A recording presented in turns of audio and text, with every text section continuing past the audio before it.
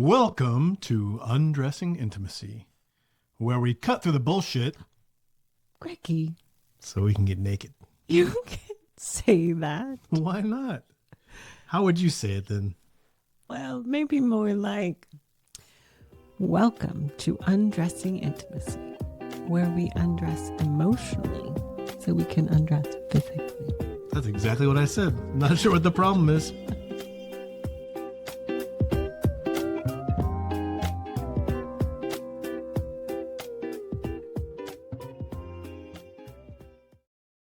Welcome to episode number 31. So we have had quite the week. Yes, we have. Told you on our shortened podcast, and we're back. We had the best Easter gift ever. I'm truly smitten by our granddaughter, Adelaide Marie. So what a wonderful week. But it also gave us time to reflect about our lives. Mm-hmm. It seems like just yesterday we brought home Kaylee from the hospital. Yep. And to look into our granddaughter's eyes and see Kaylee's features is just something else. And it really was something amazing. It was like holding a piece of heaven, and even better as a grandparent, because I wasn't also experiencing all of the pain and recovery from childbirth and labor. And I would say we could hand her back, but this baby is a gem. Mm-hmm. Never seen anything like it. Very consolable. She sleeps. She's amazing. So anyway, we don't want to spend the whole episode talking about our granddaughter because we probably would. We probably do, but we're going to refrain. Yeah, we're going to refrain from that. But what it did do is it allowed us to look back and think about the journey we've come on. And there's a question that's often asked to us about how we overcame some of these tough decisions that we had to make about what was right and what was maybe wrong. Mm-hmm. We'd spent our whole married lives doing things that everyone else told us was right and wrong. And when we came in conflict with that, we did not have a very good way of overcoming that. We didn't have a way at all, so let's be honest. Yeah, so we usually just folded into it, but it sat raw on us too, especially as we started growing and we started thinking about what we wanted this relationship to look like, especially our sexual relationship. We really head-butted up against some of these things. We've been asked since then in many coaching sessions of how we came to terms with that. And so we thought maybe today we'd spend some time talking about that. Yeah. And you see this in any forum related to marriage or sexuality or anything like that. When you see the questions, is this okay? Is this okay? What about this? How about this? Is this right? Is this wrong? Is this moral? Is this immoral? And so we're hoping to give you a framework to help you understand. I don't think those questions are in any way irrelevant. I think they're very relevant, and I think they're important to ask. And we're going to hopefully give you some tools and skills to help you be able to answer those questions. If you're here looking for a checklist of what's right and wrong, then you're in the wrong spot. So you can tune out now because we're not going to get that. Sorry to disappoint you right off the bat. But what we want to do is give you tools to be able to decide for yourself what's right and wrong. And that's most important. One, because that's true differentiation as we talk about having a self and being true to yourself. And it really is the easiest way to do it because you don't have to go on the internet. You don't have to go to anyone else. You can really author what you know is right for you and what's wrong for you. Mm-hmm. So today we want to talk about some of the development that happens in adulthood and especially in marriage. And I don't think that we often reflect on what's happening as adults in marriage. But when we get married, we are being asked to develop emotionally, socially, sexually, financially, spiritually, relationally, and then often as parents, and also in careers and in our personal lives. So there is so much development happening, and yet we only think of development in infancy and preschool and early childhood and adolescence. And all of that development is very foundational and very important. And yet we don't give as much time to the development that's actually happening in you, in your marriage. And actually, you don't have a choice, right? I guess you do have a choice. You always have a choice, but you can be miserable and not yeah, develop. Exactly. But I guess what I'm trying to say is marriage forces you to look at yourself in a different way. It forces you to grow up. It shows you some of your ugliest spots.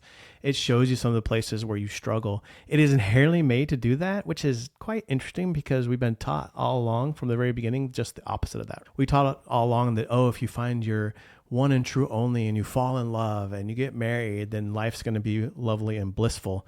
And then we go, what the hell just happened? Right. I really was taught over and over, do all of these things, and get married. And it's like the happily ever after. But it was literally just the beginning of my development. And so I want to just acknowledge that marriage really does develop us in so many ways. And that's important to understand, because when you understand what's happening, then you don't look at these conflicts or growth points as indicating that you're not enough or that something's wrong with you. You see them as opportunities to step into your next level of development. Yeah. In fact, if you don't feel a little bit like you're being pushed to develop, you're probably not full-heartedly into your marriage, right?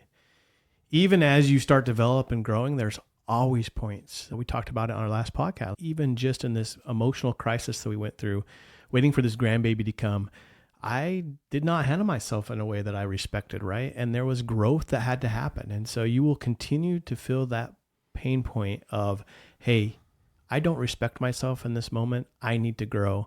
And if you're not feeling that a little bit, then you're probably not all the way bought into your marriage. Mm-hmm.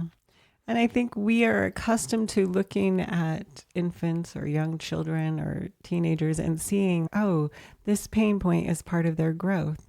When I saw my young infant rocking back and forth and face planting as they were learning to crawl, I didn't think something's wrong with them. They're broken. I thought, look, they're learning how to crawl and how to get up on their knees. Or when they were learning to walk and falling over and getting bumps and scrapes all over their head, I didn't think something's wrong with them. I thought, look, they're learning how to walk. And yet, as we are developing in our marriages, we often take on that something's wrong with me instead of, look, we're learning how to develop here. And so that's really the framework we want to enter in is, look, this is an opportunity to develop.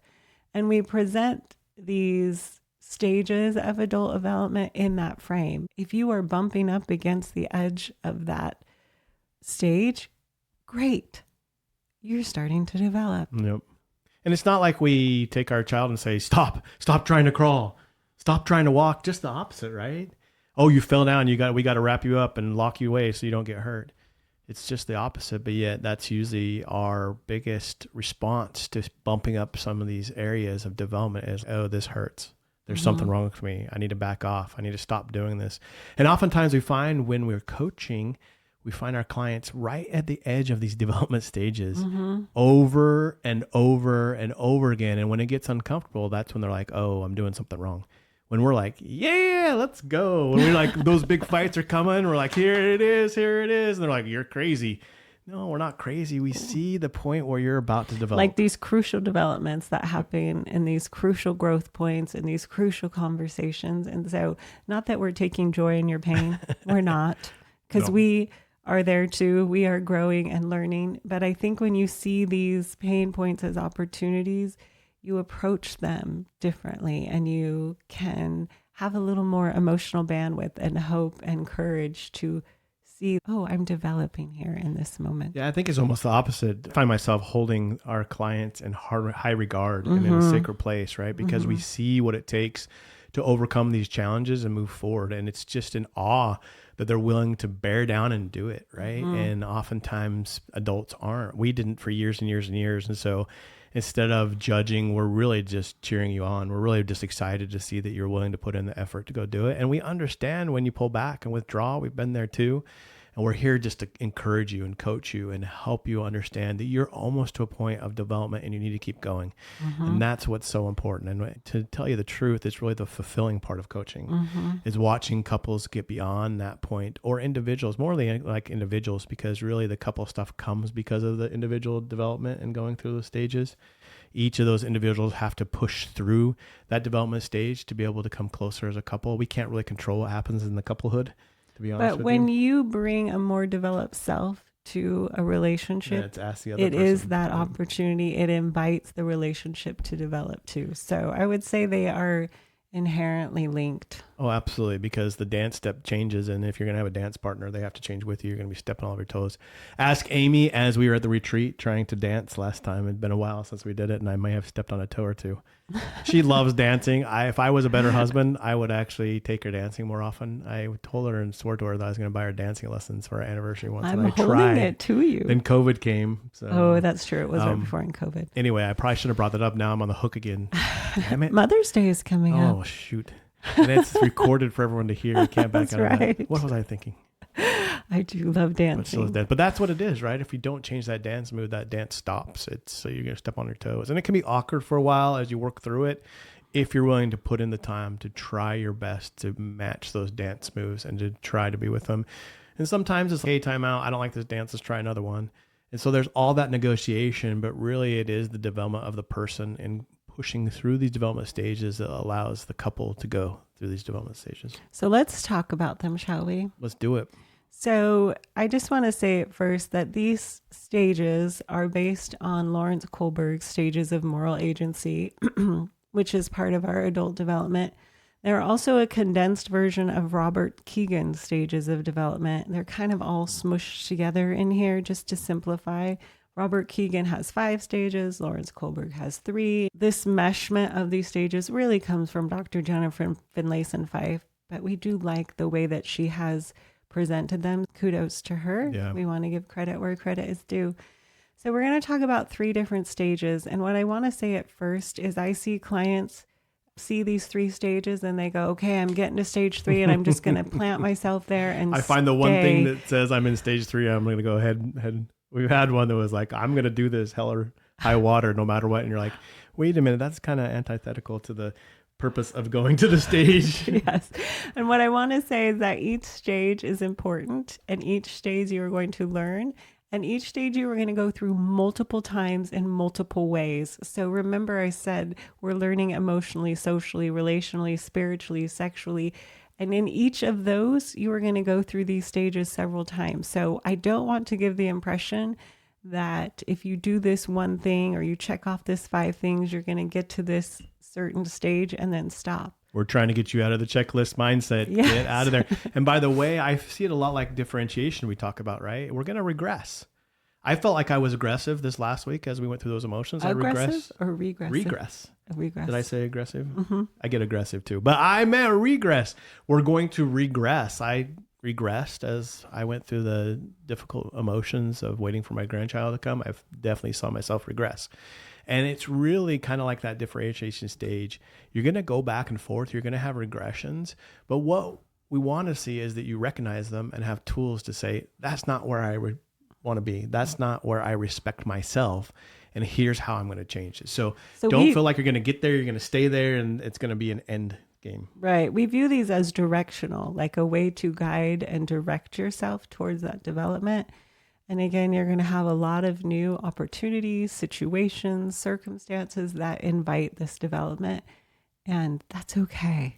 There's nothing wrong with you. So on to the stages. Yeah, they're dying. So let's get started. I know. We're leaving them hanging. So stage 1. Stage 1 is a basic right, wrong, good, bad, moral, immoral, very necessary to have a sense of morality, very necessary to have some idea of what is harmful and what is helpful. And this is important. And it is a very important starting place because it is a foundation of recognizing that there are things that we do as human beings that can harm others. And there are things that we do as human beings that can be really supportive and helpful, not only to ourselves, but to others. So very foundational. Where this stage can present some challenges or some opportunities to develop is if you become overly rigid in the right and the wrong, the good and the bad, too binary, too black and white. Or you think that there is only one way to do things. So for example, maybe a spouse that thinks there is only one way to run a budget or to run a household or to load the dishwasher or to do the laundry or to parent a child. In stage 1, there is the thinking that there is only one right way and everything else is wrong. Sometimes this can show up in a conversation where you enter into the conversation with a spouse only to win or to have your thinking or opinion prevail. So the good parts of stage 1 are recognizing that our choices and our behaviors towards ourselves and others definitely have impact and can be helpful or harmful. Where you bump up against these limitations is where you get too rigid and think there is only one way to live and do life. Yeah, absolutely. Like I have said multiple times on this podcast how I was so dogmatic in the past, right? There was one way and one way only for me. And it was all over my life. It was not only just in our marriage. It was with raising our children. It was with my thoughts about God and church.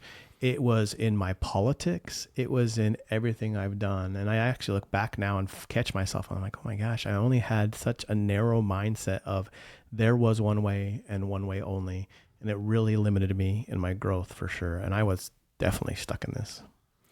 There's also part of this stage is punishment and reward. And as spouses, we can definitely get into behavior patterns where we are punishing each other or punishing ourselves or rewarding each other or rewarding ourselves. So this might look like doing the dishes only to get a reward. Or I wonder what that reward might be. She meant get laid. Yes, that's what I meant. It's very much externally motivated. I'm doing this thing to get this thing. And again, it's important to recognize that our behaviors and choices have impact, but also that lack of internal motivation and anchor will bring you some conflict or can lead to control or manipulation. Yeah, it's very well documented on this podcast that my get was validation. And I did everything I could to seek to extract that out of everybody, but especially Amy in our marriage. And this is what it was. I was doing this thing to get this reward. And it was how I was brought up, as how I was raised. It's how I knew how to live my life. The only way I knew how to live my life was I needed something. I'm going to do something else to get it. Again, beginning stage for literally everyone. So not just some shame. people. That's the other thing is you can't skip stages, right? You have to be in the stage. It's the foundational stage of setting the foundation that there's right and wrong. And if you don't have this foundation, and in fact, we find problems with people that don't have this foundation, and they may have gone on to try to do other things. And when we get to those other stages, we'll talk about some of the places where it could fall apart if you don't have this foundation of moral right and wrong. Yes. Okay. Stage 2, it's where you move from an egocentric right and wrong, good and bad, to a more social centered, more group think stage. So you start to see that there's not only just your way in the world, but there's this broader community, whether that's in your family, whether that's in your church, whether that's in your work, whether that's in the schools and, different maybe sports groups, social groups you attend. And this is important because we are a part of communities and groups in life. And we do need to learn how to be a good contributing community member, a contributing family member, a responsible spouse. We do need to see ourselves in the context of a group. This is an important thing. In the context of a team, how do you work together as a team? How do you work together in a community, in schools? And so you're learning things like, in the context of my work setting, this is what makes a contributing employee. In the context of my church or faith community, this is how I can be a contributing member to this faith community. It is important. And it is helpful to see how your behaviors and your choices impact a group. Where this stage can bump up against its limitations is when we only use that external measure of the group to decide what is right and wrong. So it may be my church leader said this was right or this was wrong, or TikTok. We have a lot of external opportunities in social media for some influencer or podcaster, even us. Of course, us. That is right. Or some person on the internet to say things should be this way. And then you rely on that voice or that guide only. And you become dependent upon someone else to tell you this is right, this is wrong, this is good, this is bad, this is productive, this is unproductive. This book says ... Therefore, this should be true. And we did this with a podcast. Yeah, well, that's exactly where I was going. And it's a perfect example because we talked about how in my sexuality and in my sex life, I was trying to extract that out and I would do to get. And when I determined that probably wasn't the right way to do it, we started listening to lots of podcasts. We mentioned Jennifer Finlayson Fife before. She was one of our favorite at the time. And we literally, and we've said this before, we actually told Jennifer when we had her on, we had to put her in timeout because we found ourselves doing this exact thing. Well, Jennifer said, and Jennifer means this. And if you would do just what Jennifer would do, then you would do that. Oh, we read this book and this is what it means. Or, hey, Amy, I have this other book that you should read because it's really good and it will tell us exactly how to have this great sex life. We definitely went through this stage and it was exactly out of the point of, okay, this isn't healthy. This isn't good. And it was actually Jennifer's class that taught me about seeking validation. I could see where I was in stage number 1 and I started moving to stage number 2, but it literally was using the group think method of, well, the group thinks this, or this is information that I found that someone else says, so it's got to be good for us. And what happens is you are dependent upon some external measure, some external voice, some external something, whether it's your mom, your friend, TikTok, the church, a boss, whatever it is, a book, a podcast. You become dependent upon that to decide or to get your validation or to measure yourself or to label yourself as right, wrong, good, bad, moral, immoral.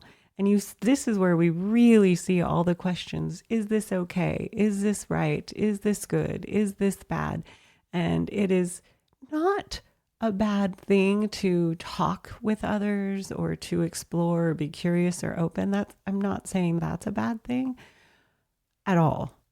But when that is the only way or the only thing that you have to make your decisions, to decide right, wrong, good, bad, moral, immoral, when you are dependent upon this external measure and don't have your own internal anchor or guide, that is when it's problematic. Yeah. Look, there's no way I would have gotten out of the tit for tat, have to do this to get that mentality without having someone draw me out of this, right? It was those podcasts. It was that group thing that led me from that stage to the next. And again, we talked about we can't skip them. I couldn't have gone straight to having my own self-anchor in the stage we're going to talk about next without being drawn out of the, hey, I have to do something to get something. And it was that process of being taken out of there. If you find yourself in this place, don't worry. It's not like you're failed or you're a bad place. It's a place of growth and development. And if we wouldn't have had that development stage, we couldn't have been able to continue on in the development areas. And so it's really, really important to not try to say, okay, as we said before, we're just going to try to jump to stage 3. That's where we need to be. It was necessary to go through this. There were some very painful moments that shaped who I am today. And if I hadn't gone through those painful moments in this stage, I don't think I would have become the person I've become. And so just so you know, that's really, really important. And it's not a measurement thing too. That's the other problem that I almost don't like talking about it. Because when I'm listening to myself right now, I don't want to think, oh, I'm better than anyone else because I feel like I've gotten to a certain stage. In fact, that's against the stages themselves is when we start measuring ourselves. It's really in stage 2. And this is where I talked a little about in one of our podcasts. I just wish in the church community we did a better job of this because we definitely try to measure ourselves against each other. And we know we're all messed up. Like everyone sitting in the pews next to you are just as messed up as you are, have their own set of problems. There's not one person in that congregation that isn't human and doesn't have these problems, but yet we try to not let those problems be known. And we try to judge ourselves based on, well, at least I don't have that problem that I know that person has. And so I am at least that level above the next one. And it really is this stage where we do that, where we measure. And it's really hard not to do that because it's human nature. And so even like I said, talking and hearing myself talk, I don't want to make it sound like, oh, you're such a better person if you're in stage 1 or in stage 2 and not 1, or if you're in 3 and not 2. It's not what it's about. It's really self-development. Absolutely. And stage 2 for me was very fluent in shoulds. I should have a clean home. You should it all over yourself? I should it all the time. I should parent like this. I should want this. I should be more of this. I should. There were shoulds literally everywhere. And those shoulds came from all the... I had to put my should kickers on to be able to get through the house, walking through the should. They came from all these external measures and making them more important than my internal anchor. I see this a lot. And I also see in this stage, relationships are very transactional. I give you this, you give me that. This is my love language. I demand this is your love language. You give me this. And again, you're developing in a sense that there is preferences for each of you and learning to know each other, but it's still very transactional. I'm only going to give you this if you give me that. Yeah. So it has limitations, and you are going to bump up against those. And I also see a lot of perfection come up in this stage where people have these external measures and they use that measure to measure themselves. There's a lot of measurement in stage 2, whether it's transactional in your marriage, whether it's measurement against some external standard of a church, of a TikTok, of somebody's career, finances, money, cars, clothes, the way kids are behaving. So the good part about this stage is that you are seeing yourself in the context of a system and a family and something like that. The troublesome part of this stage is that measurement and identity become more of a focus, and you bumped up the limits of this stage when you start to think there's got to be something else than measuring. There's got to be something more deeply within me. Or you start feeling that called past the measurement, past like the shoulds, like past I give you this, so you give me that. Like when you feel that draw, that pull, that tug, you're ready to move forward. Yeah, I think for me, it was also, I couldn't resolve certain things, right?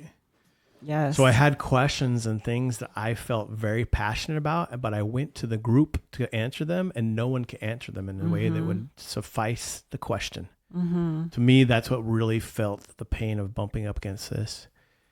It's very, very much shown in our sexual lives with our partners. And again, marriage is the number one thing that makes you grow the hell up, because here it was where we're talking about being more passionate and growing in our sex lives. And it was great because we were actually talking about that. That was great. We had come a long ways where we were so private, we wouldn't even talk about it. And it was totally taboo or off limits. I think I was private. I don't know that you've ever been private. You kind of forced me to be private.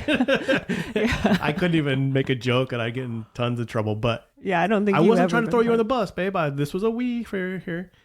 But we had questions about our sexuality, and no one was going to answer them because they can't. They can't.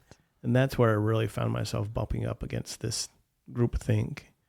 Or they thought they could answer them, but it didn't feel right. Mm-hmm. Like, oh, a church leader said this 15 years ago, so you should never do that. Mm-hmm. And you're like, but wait a minute, that just doesn't feel right. Mm-hmm. And that's talk the about questions conflict, though. Yes. Talk about conflict. I've never been in more conflict in my life. Yes. Because you spent all these years being taught, if you just do these things and listen to these people, then your life will be great. And even if it's not, then you'll be okay afterwards because God will take care of you. And it's something that really is put into your soul. And when you bump up against it, it's very conflictual and very hard to come to grips with. Yes. I do watch out for if-then statements because they are the sign of the transactional second stage. if then is a beginning, right? It is a part of, here are some good ideas of ways to choose and behave, but it's got to go a little deeper, not just to give to get. I find it quite interesting. We think that if we think beyond this, we'll dismiss it. Like if we think beyond just being told this is the right way and wrong way, that all of a sudden we'll dismiss that there's a God or that there's a church, right. or that People there's are we're so afraid we're on the way to hell just by thinking about it. If you remove the parameters or this external guideline that you're all of a sudden going to live this wild, rambunctious, out of control life. And I sometimes tell this to some clients. When I taught piano, there was a lot of practicing and learning and making mistakes and progressing. And you learn for a long time. You spend years learning the rules of piano, the guidelines of piano, the rhythms, and like the very structured part that is essential in music. And then you reach a point where you know the rules well enough, you know how to break them in meaningful ways. And you know how to use them and to create with them. You know how to create emotion, create beautiful music, create sound. And you have to learn those rules. Like you can't actually skip over that. Right. But you learn them so well enough, they become a part of you. And now we're kind of leaking into stage 3 that you can create. And that's stage 1 and 2 are very much about learning. And we do require external things to help us learn. We do rely on parents, teachers, leaders, school systems, church systems, community systems, and we're not trying to downplay that or to say that all of these are bad and evil and or anything. Like they are crucial, they are important, they are essential. They are part of the foundation that helps you learn. But also when you bump up against the limits of a system, don't feel like the system has betrayed you. It's really a sign of your growth, right? It would be like a piano student who is now at the point of creating and writing their own, dismissing all of the learning that it took to get them to that point. No, embrace the fact that we have these systems and these ways to learn, and that allows you to actually step into this next stage. The foundation for sure. Mm-hmm. We were coaching a men's group, and I had one of the men in the men's group ask me a very poignant question. He says, we've been talking about all these things in our sex lives and growing and development, and I get the sense that you're all Christian and you believe in a God. So how do you reconcile that? And I asked him a poignant question back. I said, are you a parent? And he says, yeah, absolutely, I'm a parent. I said, do you look at your children and want them to obey everything you say just so that they can obey you and it feels good for you? And he said, no, I want them to grow. I want them to develop. Now, there's times in our lives where I wish my kids would just do that. That would be the easier way. But ultimately, as a parent, a loving parent, and you look at your child and you care for them so much, you want them to learn for themselves. One of the greatest blessings of last week was watching my daughter and son-in-law. Mm-hmm. I'll tell you, it's hard to give your little girl away. And I even told my son-in-law, he's a Navy officer and he's a pilot. So he's a tough little cookie. And I had him almost to the brink of tears on our daddy-daughter dance. And I should have pushed the button because I knew I could have got him to cry, but I didn't do it. But watching him with our granddaughter was absolutely fantastic. Precious and tender. And what a wonderful thing. And so I didn't want my daughter to obey me just because that's what I said. I wanted her to grow and develop and become better and be able to apply those things. And watching her apply those things, it's such a great blessing. That is the God I know. He doesn't want robots, but is there structures and systems in place to help us learn and to give us time to integrate and grow? Absolutely. But my belief, and this is mine, is in the end, he wants us to become fully developed human beings, fully moral, integrated human beings. And the system, all of the systems, there are many of them, thank heaven, help us launch and get a good start. And then you get to keep going. and create. Kind of makes me think of the widow's mite a little bit, right? So as the widow put in that mite and the Savior said that was the greatest given, and everyone looked at him like, wait a minute, that rich guy gave tons more. It was because he was compelled to do that, right? He was compelled to give, where this widow was giving their all based on their own center, based on what she desired and wanted to do. And I love a quote from Jennifer that really just made tons of sense to me. And I'll tell you what it is. She says, there is no moral value to blind obedience. And when she said it the first time, it took me off guard, and I really thought about it for a long time. So if we are blindly just going with the groupthink or blindly obeying because that's the way we're supposed to do it, there's no growth. There's no value in ourselves of figuring out who we are internally. We talk about it being our integrity, our centeredness. Who are we? And let's get back to what we've been talking about, couples and relationships. When we talk about differentiation, the only way to truly be differentiated is to be a whole person unto yourself. It doesn't mean bring your whole family with you. It doesn't bring the whole church with you, bring the whole TikTok with you, and that's who you are, and you're bringing it into a relationship. It's being whole unto yourself and giving that wholeness to another person and caring about them as a whole person and caring about the impact you have on them. So it's really important to the relationship place too, is having that the own moral compass inside. Right. So we're leaking into stage 3. We're already we're there. So let me just say, when you say whole, I just want to qualify, because some people think whole means perfect. Whole means flawed and divine. Yes. Your humanness and accepting your divinity. both. Your positives and your negatives, your weaknesses and your strength. Those create a whole. We're not saying perfection or flawlessness. Right.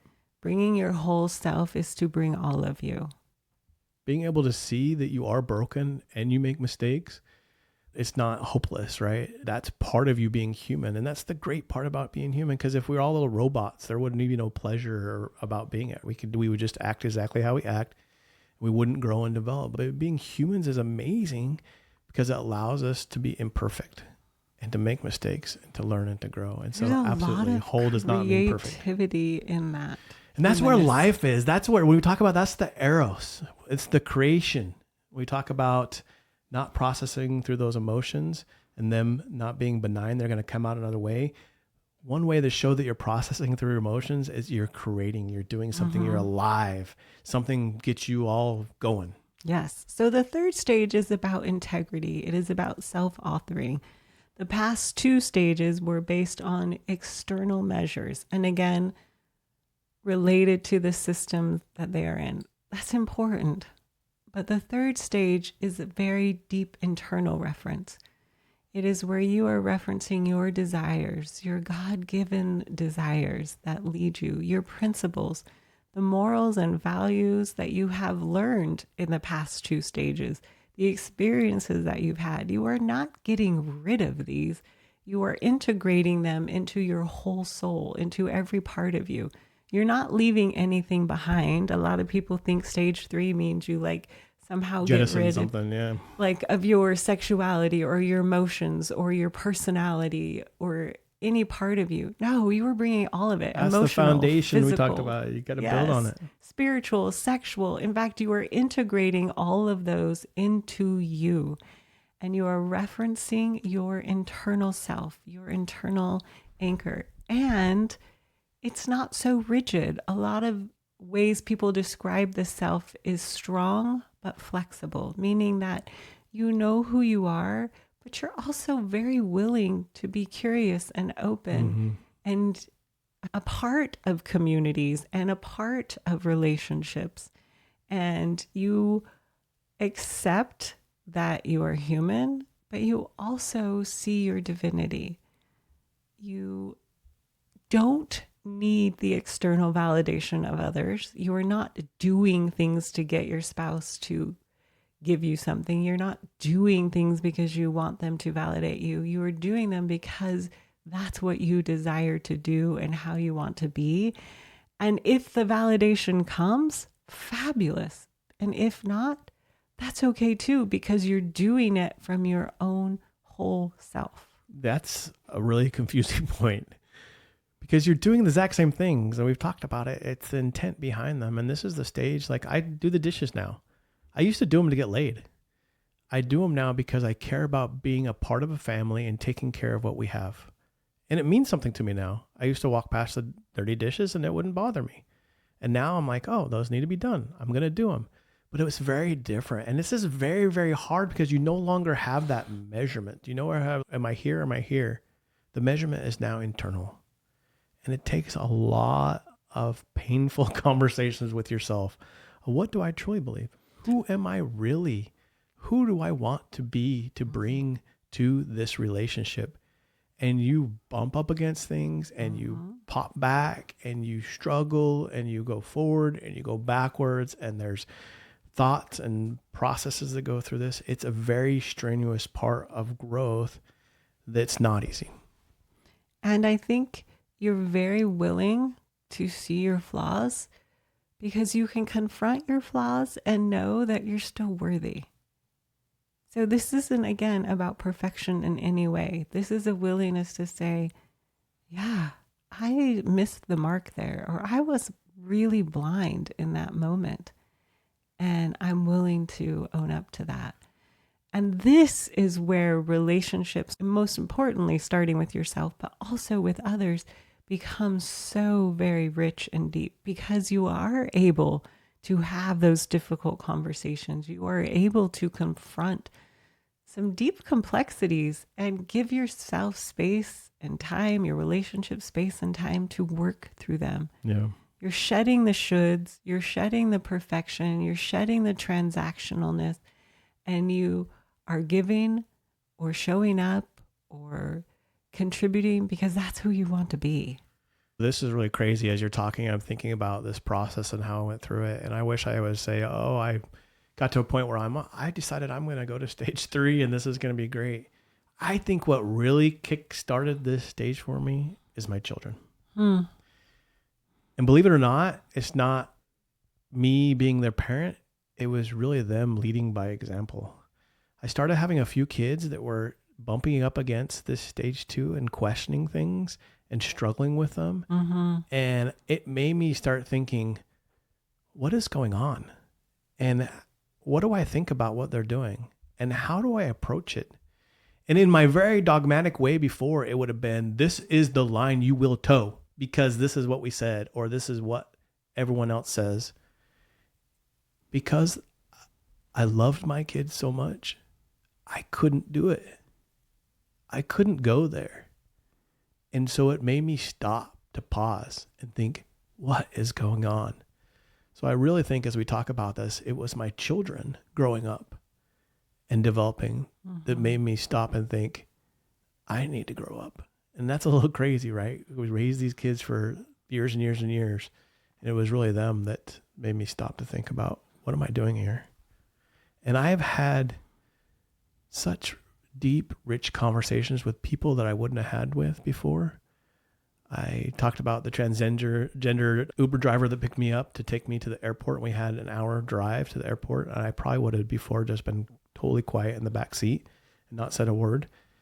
And I had this most beautiful conversation with this most beautiful person that I would never have known before because I wasn't so darn dogmatic. I was able to be open and listen and to have a conversation. And did we agree? No, not at all. There was tons of stuff we didn't agree on. But what we agreed on is we were two human beings living in this world, and we could love each other and care about each other, and we could cheer each other on in their position. And that did not mean anything against me. And I could have never had that conversation before. And it was a really trial of everything, my faith, everything I know. I had a question about where I was at so that I could start thinking in a way that got me out of this dogmatic mindset. I think what's so beautiful is as you start to be more self-authoring, because you are not trying to get validation, because you're not dependent upon others to make your decisions, where you're not stuck in the shoulds, you start to connect really deeply. Like in very meaningful ways. And it doesn't mean you let go of your principles or your values. It means you actually hold on to them, and you have room for others. You can be very open with them. You can collaborate with them. You can work with them. And it's quite beautiful. They aren't a threat anymore. I think in the first two stages, people are threatening. Especially if the different ideas. Yeah, if they have different ideas, or even I've met with spouses where spouses were very threatened if their spouse was talking to someone, or very threatened by other people's successes or achievements, or just different things. There was a lot of threatening things because, again, in the first two stages, when everything is externally based, then external things are also very threatening. And in this stage, you don't let go of yourself. You actually hold on to yourself quite firmly, but you have enough room for others. And so they aren't a threat. Their different opinions, their different experiences, their different viewpoints aren't threatening. They are just who this person is, or where they're at, or what they're experiencing. And so it is quite different to be in this framing, this position, this perspective. And I think it's really helpful in relationships. I see so many times we're threatened by a spouse's sexual ideas or fantasies, or a spouse's ideas about money, or a spouse's idea about parenting, or just different things. And in this stage, you're able to be you, but have room for someone else, and they're completely different experience, ideas, and perspectives. And when you remove that threat, that's when conversations and relationships really become collaborative. Mm-hmm. That's when you can self-author. That's when you can work with people. And again, you're not trying to get anything from them. You're not trying to extract validation or praise or anything, because you don't need it. Yeah. Not that any validation is bad. It's, in fact, what's funny is you actually usually end up getting a lot more validation in this place, not because you're seeking it, but it's a confusing mark. We even had a great conversation with my youngest son, who's in college now, and he's twice exceptional. He's on the autistic scale, but genius, and he's had to deal with those social things. And we had a really deep conversation about him. And he had come to a conclusion himself about the validation part. And I really had to tell him, I'm like, listen, I learned that too, but I learned that validation is bad. It's trying to extract it out of people and seek it. And that's the important part. I know my kids will never listen to the podcast. They're scared to death of it. Maybe because it's called Undressing Intimacy and it's their parents. I don't know. But I just want them to know how much I truly do love and care for them, and what a great blessing they've been in my life. Way more than I put into them, they've poured into me. Mm-hmm. What a great example they are to us. And so one day, maybe if they ever get brave enough to listen to the podcast, they'll be able to know, and I think they know already, but they'll be able to hear this too. And I just appreciate their great example. Them becoming adults and watching them has been the greatest blessing of my life. Amen. I think what's also beautiful is we can now relate to them, and we don't have to be in this position of dogmatic. This is right. I'm right. You're wrong. You have to live my way. There's room for this. They're very different than me. Very different than me. I think what's also beautiful about this place is you feel like you. Yeah. You feel like you get It's weird. You were fighting off so much, thinking that you were establishing boundaries of who you were in the other stages, like you were protecting yourself from it. But when you let that go and you're able to open your eyes, you're right. Like, oh, this is who I am. You feel very at home in being you, and that allows you to be able to be with others. You don't feel like you have to withdraw or avoid or push them away, or all of these other behaviors we do to try and hold on to ourselves or get that identity or get that validation. You get to just be you. Yeah. Well, we hope this helped in some ways. And again, we're not saying that there's stages are there for you to click through and get to, or that you're better than or less than if you're in them. It's part of development. or that we're better because we feel like maybe we're living in a more stage. That's not what we're saying. No, not at all. And so we hope that this will help you look at where you're at and maybe understand that why you're bumping into some of these things or having some of these problems and struggles. And we would love to help in any way. Mm-hmm. And we've seen this over and over again where, again, like I talked about, we have these clients that are coaching that are up against this boundary and they're just hitting it over and over again. It's causing so much pain. And it really does take a third person. For me, it was my kids that really kicked that off, but it really does take a third person to help you see, hey, you're not in a problem state. You're just bumping up against this boundary. Let's start thinking about what this boundary is and if you desire to move past it or not. And maybe you don't, maybe you stay. So please come join us on langfordlifecoaching.com and click that little consult button. We would love to have a free consult with you. Mm-hmm. We would. And I think what we want you to know most of all is that you're inherently good. You're inherently worthy. And as you are growing and developing in your marriage, these struggles can really be so crucial to your development, and they don't indicate that you are in any way broken, nor is your marriage broken. They are opportunities and invitations to grow. And I hope you can see that and really feel that. Yeah. Well, please go like and subscribe. We're grateful for every single listener. Yes, I we talk are. about it's my dirty little habit now that I look at these numbers. I'm healthier than other habits that I've had, so I'll take it. And we really, really, truly appreciate it. Yes, we do. Until next time. Keep undressing your intimacy. Bye-bye.